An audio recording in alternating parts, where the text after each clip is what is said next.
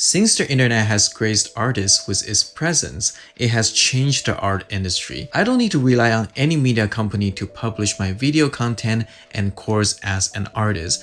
And with the increasing accessibility of video making and live stream equipment, I can create video content for my watercolor course and my YouTube video like the one you're watching right now. I'm starting to see the trend of artists joining this exciting movement to promote themselves with their own video content, taking this power as a creator into their own hand. And since my YouTube channel took off, I got questions from other artists who wish to start their journey as a video content creators. Their questions include, what's your video setup? How do you set up a live stream? How do you create content so efficiently? What video editor do you use? And so on. Now, there are many resources that can show you different video equipments, editing software, and techniques, but creating a painting video content presents its own set of challenges. So today, for the very first time, I'm going to reveal my whole video and live stream setup for you. Before we take a look at my setup, I do want to talk a few things that you should think about before you start to build your video setup. Hopefully, this will help you to avoid some of the mistakes that I made for the past 4 to 5 years as a content creator. Number 1, think about what you want your viewers to see. This goes into a little bit more of a content creator strategy, so I'm just going to make this point simple. You need to figure out what type of content you want your viewers to see. Have that goal in mind, then put together the setup for that. You don't want to have an extravagant, complex setup, especially if you're new to this. Do you want to show the viewer your painting and palette at the same time, or do you want to cut in between? What about sound? Do you want to paint and speak at the same time? Or do you want to record a voiceover afterward? This will all affect your setup decisions. Number 2, research. Now you know what type of content you're creating. Research what's the best equipment for what you want to do. You want to be able to find equipment that gives you the best bang for your bucks, equipment that can help you to produce good quality content without breaking your bank. Also equipment that will last as long as possible without the need for an upgrade. Figure out what you really need. The most expensive option might not be the best. You don't want to spend a lot of money on a piece of equipment that you don't really need. Sure, you might be able to return it later or sell it on eBay, but you rather avoid that kind of hassle.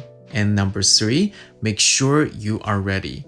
Okay, I want to tread this water very carefully because I don't want to offend or discourage anyone from becoming a content creator.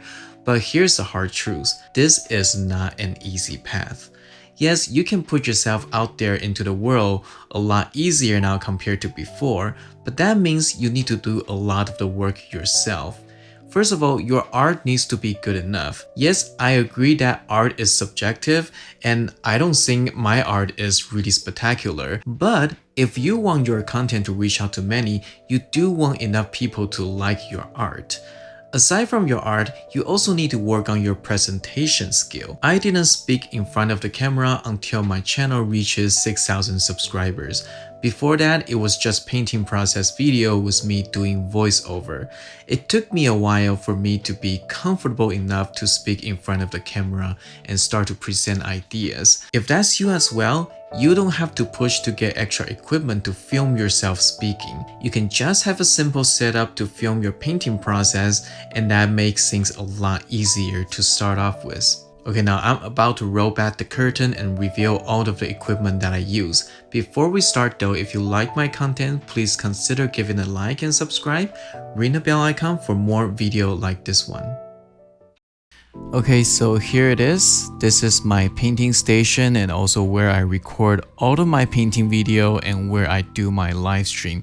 So I'll go through everything one at a time so you know how I set everything up. Okay, so the very first thing I want to talk about is my camera setup. So usually when I'm filming my painting or when I'm doing a live stream, I usually have 3 cameras set up right here. Now 2 of the cameras, they are pointing at the painting. So these 2 cameras along with this LED light panel, they are all attached to its own articulate arm and attached to this pole and screw on this ceiling beam. This huge ceiling beam is something that I asked them to make when I'm designing this tiny house workspace. Okay, so let's talk about each of the camera that I have. So this camera is Sony RX100. This is Model 4, so this is not the newest one, but this is a very good camera.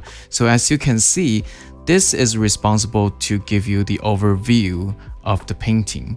So it points directly at the painting. So that's why you see a good overview of the painting.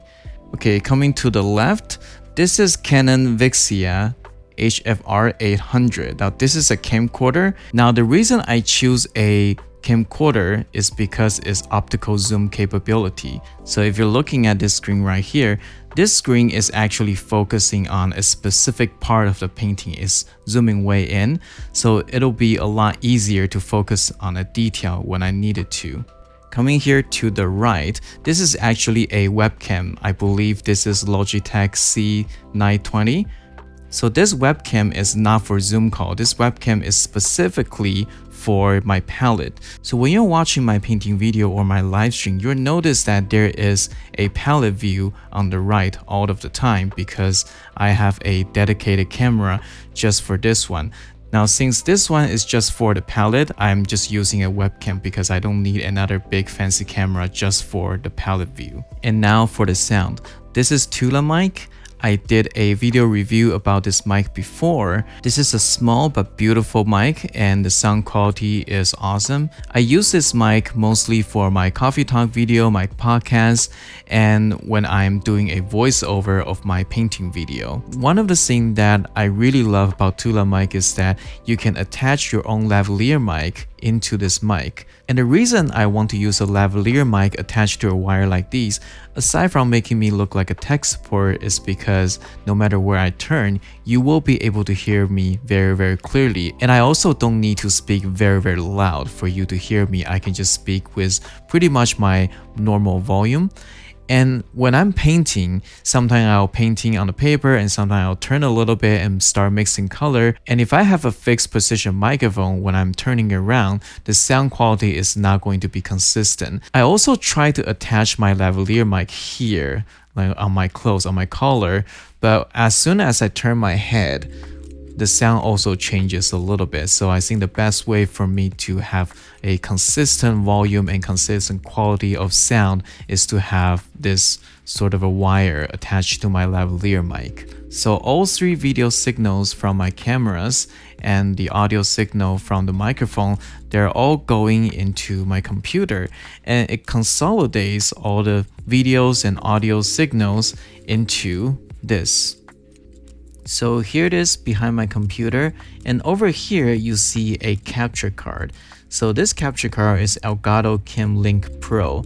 This capture card takes 4 HDMI inputs, so I'm able to feed all of my camera signals in here. And over at my computer, I'm using Streamlabs OBS to lay out everything exactly the way I want it to. So this is what you're looking at right now. So this program, I'm not gonna go into detail because that's worth its own video. But basically what it does is you can set up different scenes. But what this program does is that it takes all of your video and audio signal and you can arrange them any way you want it to and present it to your viewer. So this is what you guys are looking at when I'm doing my painting video or my live stream. Now you can project your final output to another monitor as Streamlabs OBS, so that's what I did. So I project the final output at this monitor. So whenever I'm painting or whenever I'm doing live stream, I can just swivel my monitor to the other side so that when I am painting, I can actually see everything. So this ensures me to control what I want my viewers to focus and look at. So the monitor is attached to an articulate arm that's mounted on the wall. So when I'm working at my computer, I will move the monitor back so I have a dual monitor setup. Aside from that, there is this pole that clamps to my desk. And that pole has 3 arms coming out. So one arm is attached to my iPad here, so I'm able to look at my reference while I'm painting. The other arm is for my microphone. So when I'm recording voiceover or do coffee talk video, I can move my microphone right in front of me, in front of the computer.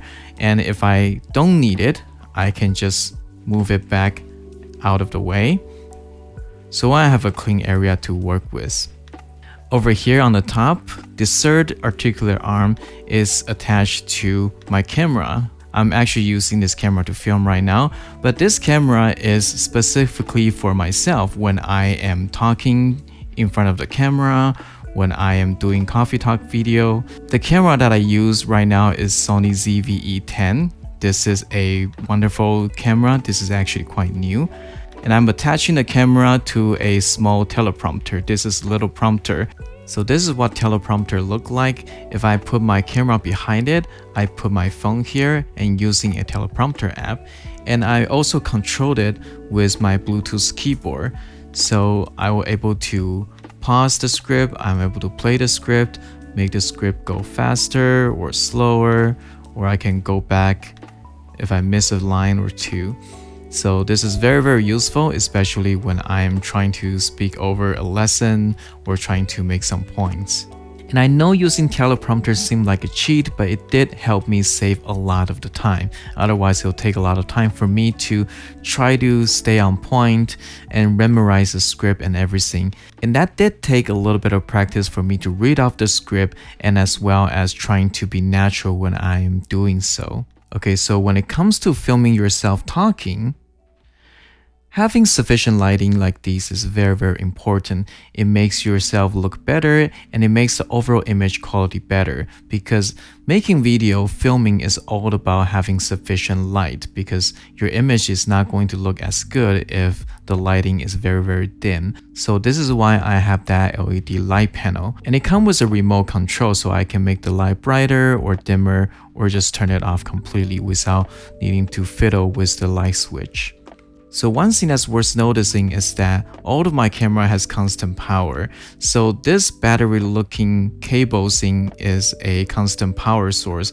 When I put that in my camera, it will recognize it as a battery but with constant power, so your power never runs out. This is very useful because you don't need to worry about your battery life. You can just keep on recording. And this is a micro HDMI cable that goes into the computer. So when I'm painting and recording video and doing live stream, I need to be able to control my video very efficiently and effortlessly, because I am just one person. I don't have anybody to tweak the camera for me, so I need to be able to do that all by myself. So I have some tools that can help me doing that. So the first tool is this. This is Stream Deck. This is a very powerful tool, so this individual LCD screen is actually its own button, and you can assign different function and different features into each of this button. So right here, if I press this button, you can see that I'm switching between my overview camera to my detail camera, and press it again, it will switch back.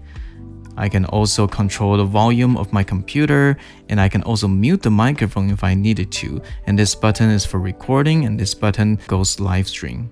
I put the Stream Deck over here, so when I'm painting, I can just reach out to the left and press the button, and I can switch between camera while I'm painting. And another problem that I needed to solve is the zoom camera, because when you're looking at the detail, you're only looking at a portion of a painting. So what do I do if I need to focus on other area of the painting?